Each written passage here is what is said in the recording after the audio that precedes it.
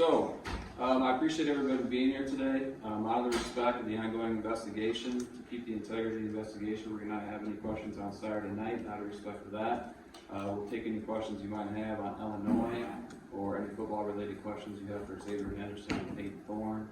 These two will be the players available today. So, I'll take any questions you might have. Xavier, you guys have faced some pretty good backs this year. Minnesota, obviously Michigan. But the kid you're going to face this Saturday may be the best of the three. Talk about him and what you've seen on film. Yeah, definitely. Like you said, we faced some pretty good backs. This kid, he does a really good job of being patient. You know, I think the one thing about this kid, he kind of is real patient at the line, and then his jump cut ability and his vision, I think, is why he's got the numbers he does and why he's up for the accolades that he has. So, good test for us this weekend. So then what's the approach as far as facing him? It's playing sound fundamental football. We talk about setting an edge and building a wall at the front. And then we got to do a good job at the back end of leveraging because he will jump cut and try to get outside. So we got to do a good job of back end of leveraging and tackling. You could call Brown a potential Heisman hopeful, maybe sort of the same like Blake Corum in the same conversation. How beneficial is it for your defense to be able to go up against a back like Corum and then right next, after it, Brown? How much does that help with the proximity? Yeah, I think that does play a part, and playing a dude like Corum last week, and I think Corum definitely got better from last year. I think we saw that Saturday night, and we got to do a better job as a defense of tackling, honestly, wrapping up and tackling. And Corum's a good back, and Brown's also a good back. Somewhat similar play style, but different sizes, a little bit differences. So, but you're right. Playing Corum does have, a good effect on us going forward and getting to play a big opponent like Brown. I'm wondering for both of you guys, as leaders of this team coming on a Saturday, how do you use both the result of the game and everything else that transpired? How do you keep it as a galvanizing moment rather than letting it maybe be something that you guys haven't had to deal with? You talked a lot about not being pulled apart. Like, how do you use that moving forward as leaders? Yeah, obviously, it's a unique situation. Obviously, the season hasn't gone how we had hoped and how we had planned. But, we're all we got in the room. No one's coming in to help us. No one's coming in to save us. And so it's all of us, moving forward together. And if we decide to start separating, it'll all unravel and, nothing good will happen for anybody, So we're focused on sticking together, moving forward. And, we've talked about that, about how, pretty much just what I just said. But in order for anything good to happen, moving forward, we got to stay together. Nothing good is going to come from guys going and doing their own thing and, saying, forget this, I'm done. That's not going to do any good for anybody. So we're moving forward. Like you guys have been talking about, we're playing a good team. Got a very good running back, very good defense, very talented team. So that's where our focus is at. Xavier, as a follow-up to that, how important is leadership right now? Big time. It's crucial, but it's also something we've been trying to work on in the off season. I think I've said this before in the press conference, but I don't know if you guys remember seeing us in those pools like over the winter and stuff like that. And those are all like leadership exercises. So like Payton said, a unique situation. We got to stick together as a team. And when your back's against the wall. I was trying to tell these young guys this. I've been in positions, I went 7-6 my first 2 years here, but there was no quit in those dudes. There was some real Spartan dogs on the team, real leaders like Corey Willis, Joe Bacci, and so they understood that we weren't in the position when I was younger that they wanted to be in, but those guys didn't care. Those guys loved playing football. So I think the love of the game and the leadership of our team is going to keep pushing forward. We got 4 games left that we can take advantage of and start with a good opponent this week in Illinois.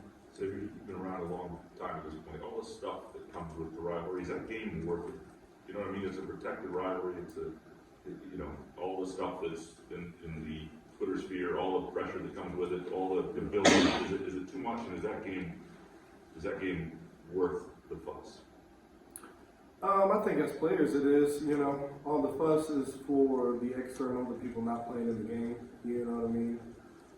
Shoot, the game might be more stressful on people watching it than it is on the actual players, you know.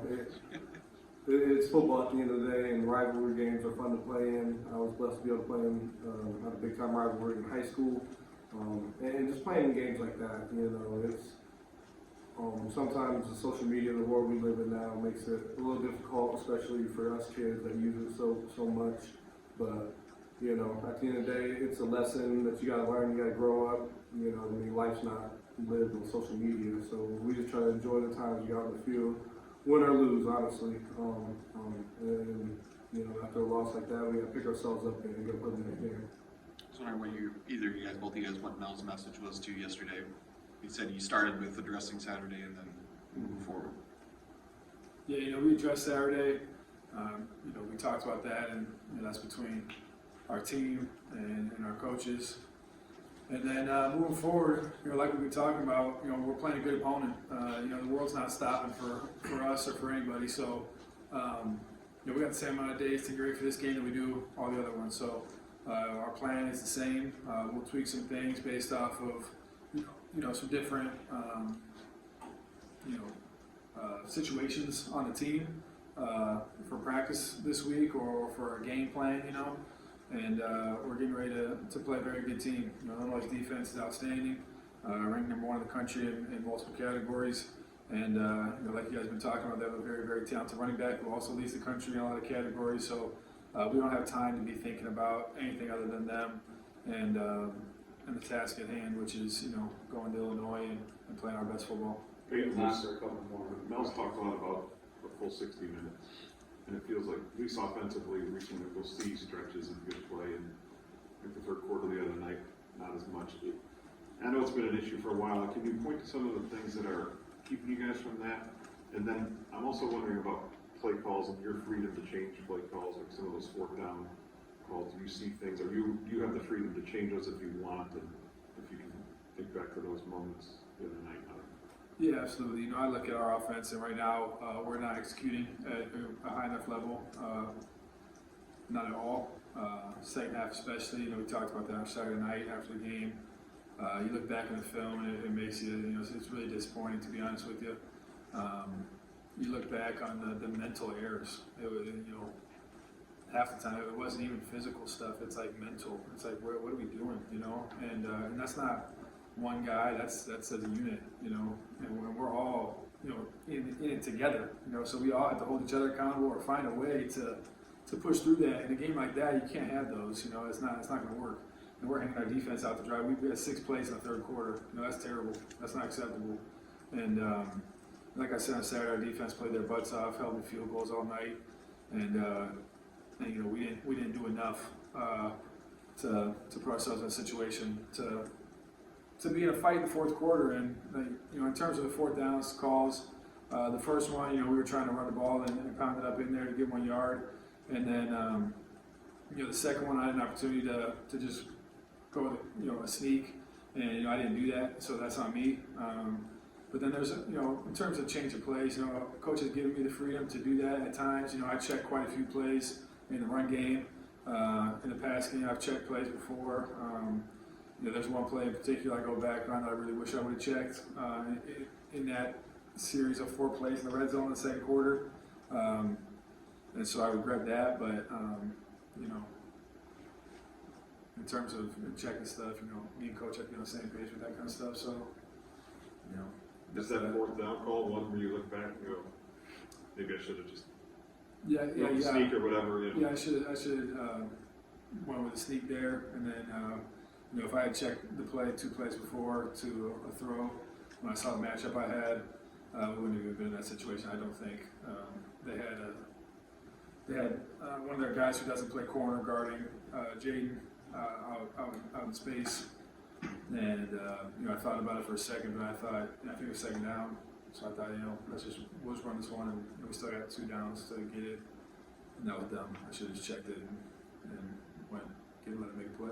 Pete, everything was going so well a year ago. With everything that's happened, how much of this is a life lesson? You know, you're either sitting on top of the world or the world is sitting on top of you. Yeah, absolutely. It's definitely a lesson. You know, I'm a man of faith. I consider myself a man of faith, and you know, in times like this, this isn't the first time that I've faced adversity in my life, or you know, things aren't going how I wanted them to. And I kind of look back on those times and just was looking back and saying, what, why is this happening? I believe everything happens for a reason, and so what we're going through right now, or what we've gone through, I truly believe it happens for a reason, for each and every one of us. And for me, I look at that in my life, and what is this here to teach me? Not why is this happening to me? So clearly, God's speaking to each and every one of us. God's speaking to me. I feel like in this situation, and I'm here to learn something from it. And this will definitely be something I can look back on later in my life if we treat it the right way and we attack it still. And I know X isn't going to quit. I'm not going to quit. Our team is not a team of quitters, so we're not going to quit. And that'll be a lesson that we can hang our hat on, and eventually you look back on. You can teach your kids about that. You can tell your kids about that one day. So I think there's definitely lessons to be learned. Defensively, Payton, is Illinois, because Bielema was at Wisconsin, do they have a little bit of a Wisconsin feel with their defense and what you've seen on film?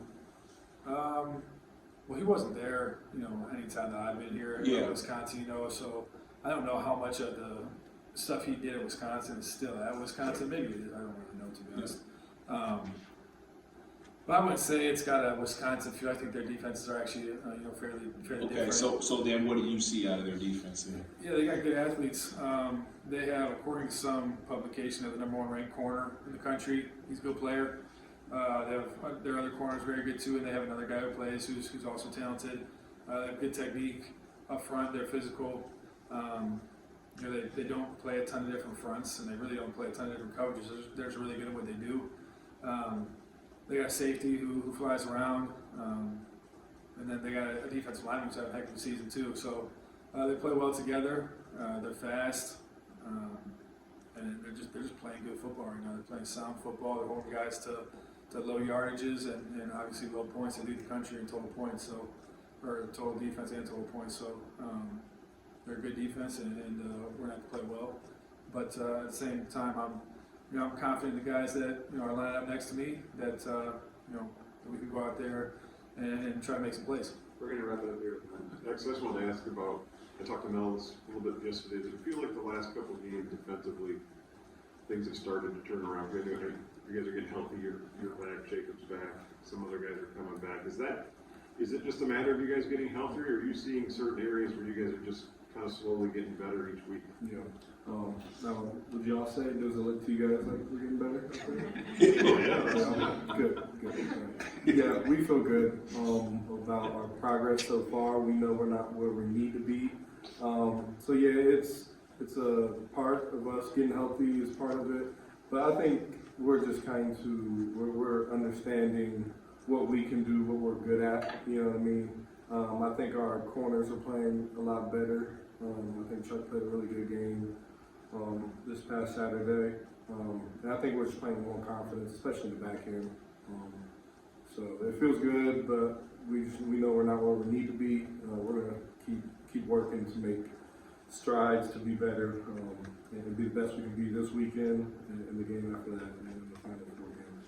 All right, thanks guys, I appreciate it. Thank you for your time, I appreciate your patience today, I know we were a little bit late. Thanks, guys. Thank you.